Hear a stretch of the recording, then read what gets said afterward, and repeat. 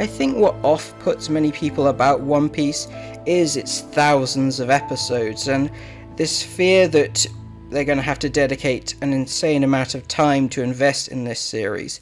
But going by its first couple of episodes, I would argue that this series is very much a case of being more about the journey than necessarily the destination.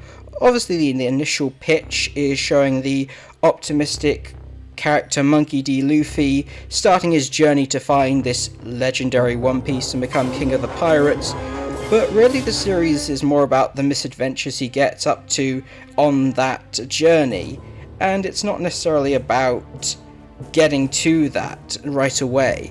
After all, this first 3 set of episodes is more so focused on him liberating a poor young boy named Hobie from an evil pirate and helping him achieve his dream of becoming part of a marine group, the people supposedly responsible for keeping the ocean safe, but are often held back and corrupted by higher powers for their own personal gain, if you can imagine such a thing.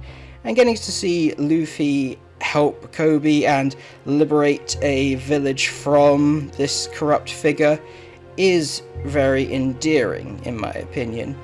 And while many people prefer to watch the live action version because it sort of speeds runs the process, I do think the anime is the best version of this story because of how over the top some of the elements are, like Monkey D. Luffy as a character, but also his special abilities, that being a rubber man thanks to his devil fruit powers. That is an element that works best in an animated environment. And speaking of the devil fruits, I think it's a really cool concept that while it gives people generic powers, it all comes with the same very straightforward Achilles heel, that being taking their ability to swim away. It's a really good way to raise the stakes for these characters that seem invulnerable, especially those who want to become pirates. Luffy as a character, he can be a little annoying, but I do think there's a degree of charm to his optimism. That being said, I don't know if Kobe and Luffy necessarily complement each other. I think it brings out the worst in Luffy because he has a lot of bizarre character traits which can be endearing, like not taking things seriously and trying to solve most situations with violence, but that only really works when he's doing it towards oppressors and punching up.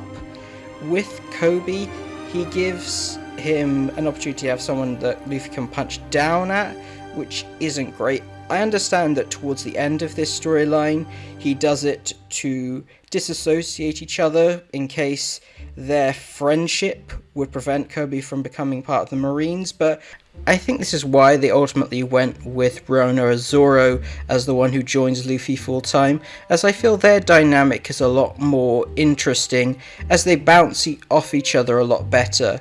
They contrast by having him be a lot more stoic and serious for the most part, only going over the top in very specific situations. And his fighting style is really fascinating. It ensures that he is a competent fighter, but still somewhat entertaining, with it being his 3-style effect where he tries to use 3 swords simultaneously, which is both ridiculous and incredibly cool. Though while he may seem more competent than Luffy, he isn't without his own foibles, particularly his inability to know when to pack things in and not push his body to breaking point, sometimes not recognizing when his opponents don't have the same level of honor as him, and often almost destroys his own capability just to prove a ridiculous point.